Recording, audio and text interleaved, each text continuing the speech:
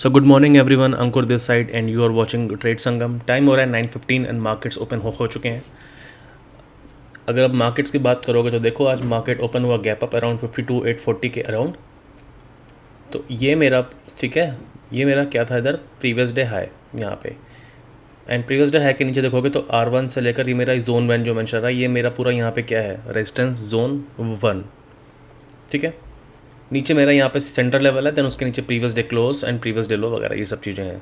सो अभी फ़िलहाल के लिए देखोगे तो रेजिस्टेंस जोन 1 के लोअर लेवल से लेकर मार्केट ने अभी तक जो भी क्लोजिंग दिखा रहा है, ये मेरा यहाँ पे क्या है एक्सटेंडेड सपोर्ट जोन।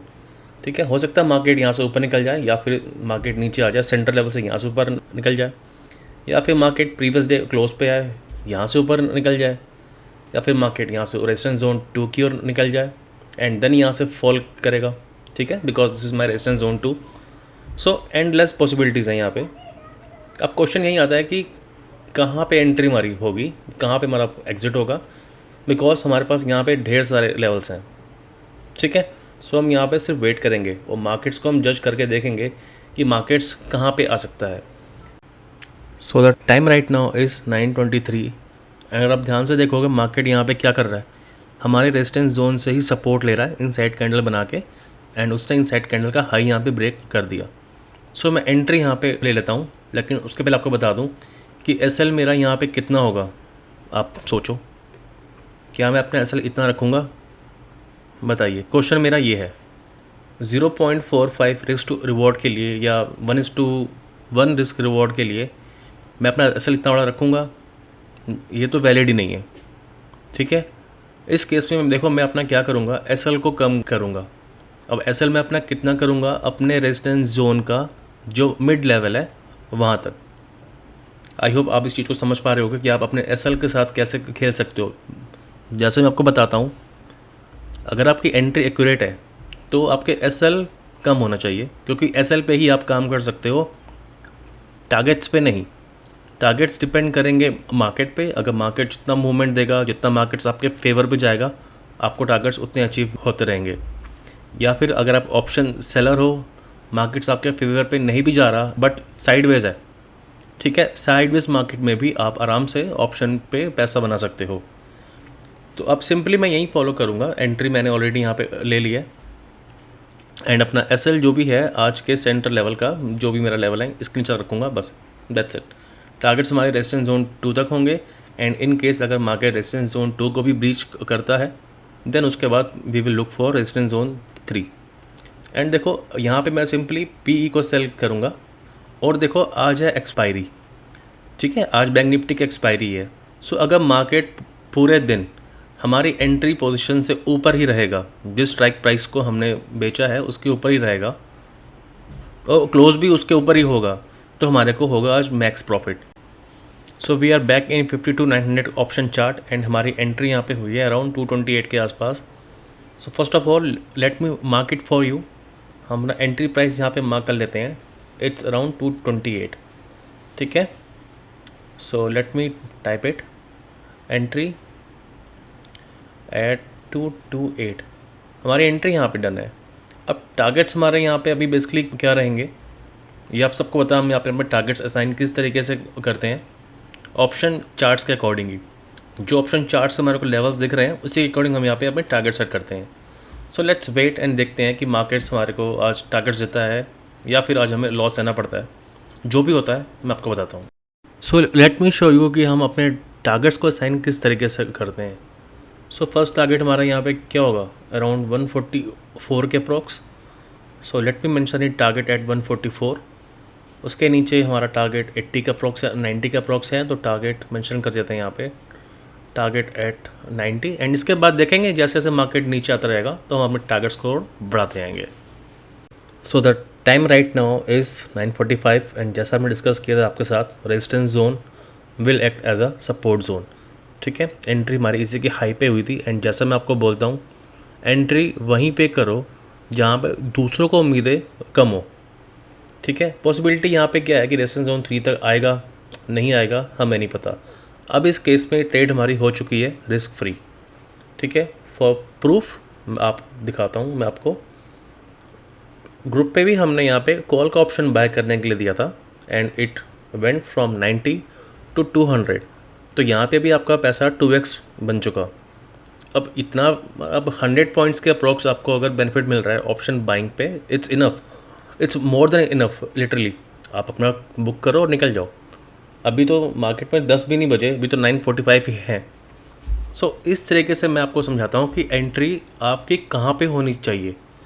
आपके पास सारे जोन्स, सारे लेवल्स यहाँ पे पहले से बन के आ रहे हैं 9:15 की ओपनिंग पे ही।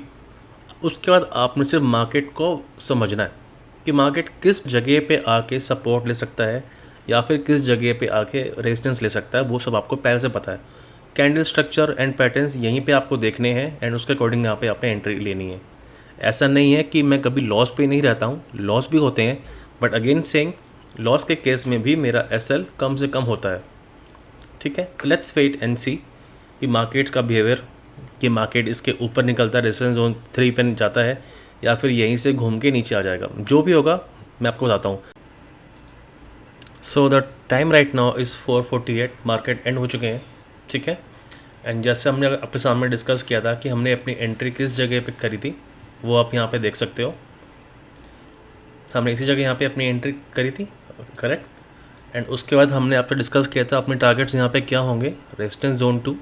एंड इन केस अगर मार्केट रेजिस्टेंस जोन 2 को ब्रीच करके ऊपर की ओर निकलेगा, then we can go for resistance zone 3। But overall यहाँ पे क्या हुआ, मार्केट अगेन रेजिस्टेंस जोन 2 के बाद यहाँ पे क्या हो गया, साइडवेज, करेक्ट। ठीक है, अब ऑप्शन चार्ट पे भी अगर आप देख लो, एंट्री हमारी कहाँ पे हुई थी, 228 पे, करेक्ट। टारगेट्स हमने डिसाइड क्या किए थे कि first target will be 144 and second target will be 90। And जैसे जैसे अगर मार्केट्स हमारे फेवर पे जाएगा एंड अगर मार्केट जिस पोजीशन को यानी जिस स्ट्राइक प्राइस को हमने सेल किया है मार्केट उसके ऊपर रहेगा, तो भी हमें यहाँ पे आपको मैक्स प्रॉफिट मिलेगा। 90 पे आता ही क्या किया, 80% क्वान्टिटीज बुक एंड रेस्ट 20% हमारी कहाँ पे थी, CATC पे। ये आप सबको पता है कि हम हमेशा ऐसे ही यहाँ पे काम करते हैं। इवेंचुअली क्या हुआ, स्लोली एंड स्टेडी मार्केट पे क्या हो गया, वो प्राइस 0। लास्ट टारगेट हमारे यहाँ पास क्या था, 5 का, जो कि हमने यहाँ पे मेंशन करके रखा हुआ है। अब 5 तक हमने यहाँ पे वेट नहीं किया, we booked all of the quantities at 22। ठीक है, अब सेकेंड चीज़ मैं आपको दिखाता हूँ, ज़रा ध्यान से देखना एंड उसको ध्यान से समझना। मैं आपको वो चीज़ पहले दिखा दूँ कि हमने सेकंड एंट्री नहीं बनाई, पॉसिबिलिटी थी यहाँ से। ठीक है, यहाँ से पॉसिबिलिटी थी मार्केट को गिरने की। अब ये पॉसिबिलिटी क्यों बनी, किस तरीके से बनी, लेकिन हमने ट्रेड यहाँ पे क्यों नहीं ली, उसका भी एक वैलिड रीज़न है। अब मैं आपको बताता हूँ।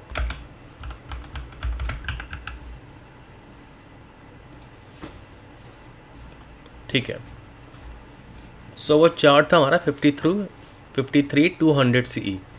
इस पे भी एंट्री आपकी कहाँ बन सकती थी, इस पोजीशन पे 140 पे 1033 की कैंडल के बाद। ध्यान से देखो आप, 1033 कैंडल है।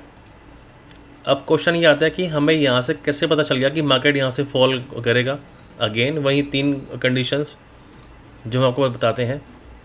मार्केट यहाँ पे कहाँ पे है, आज के डे हाई पे, मेरी first condition day high. Second देखोगे मार्केट ने यहाँ पे क्या बनाया, आप बताओ, इवनिंग स्टार।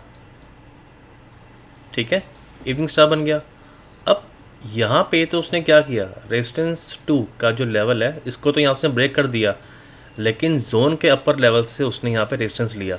इसको चेक करने के लिए मैंने क्या किया, बैंक निफ्टी के फ्यूचर पे गया। फ्यूचर पे मैंने यहाँ पे क्या देखा, सेम वही पैटर्न्स आपके R2 के लेवल पे। तो मेरे को इस तरीके से यहाँ पे क्या मिल गया, मल्टीपल कन्फर्मेशंस। और इस तरीके से अगर हम यहाँ भी 53 200 के स्ट्राइक प्राइस को भी सेल करते तो भी हमारे को 140 पॉइंट्स का प्रॉफिट हमारे को मिलता ऑप्शन सेलिंग पे।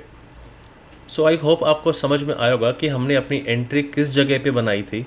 बैंक निफ्टी के स्पॉट चार्ट्स पे हमने यहाँ पे ऐसा क्या पैटर्न फाइंड किया, एसएल हमने कितना रखा था, एंड उसके अकॉर्डिंग हम अपने एसएल को ट्रेल करते गए and eventually we booked approx 180 points in option selling in PE sell. Second trade हमने नहीं ली because of time constraints and money constraints, because एक ही ट्रेड पे हमने अप्रॉक्स 11 लाख रुपीज़ यहाँ पे स्पेंड किए हुए थे। सो आई होप आपको समझ में आएगा कि हमने अपनी एंट्री किस तरीके से ली, हमने यहाँ पे बॉटम किस तरीके से फाइंड आउट किया, एंट्री हमने कैसे एग्जीक्यूट करी, टारगेट्स हमने अपने क्या रखे थे, एंड उसके बाद भी हमने ग्रुप पे यहाँ पर भी सेल करने को बोला था कि यहाँ से भी अपॉर्चुनिटी है सेल करने की, एंड मार्केट्स के बाद पूरा साइड वेज रहा। सो पीई वाला स्ट्राइक प्राइस भी जो हमने बेचा था वो भी ज़ीरो हो गया, एंड सीई वाला स्ट्राइक प्राइस जो हम बेच सकते थे बट हमने नहीं बेचा वो भी हमारा क्या हो गया, ज़ीरो। ठीक है गाइस, तो मिलते हैं कल फिर आपसे एक नए वीडियो पे, तब तक के लिए thank you and have a great day ahead.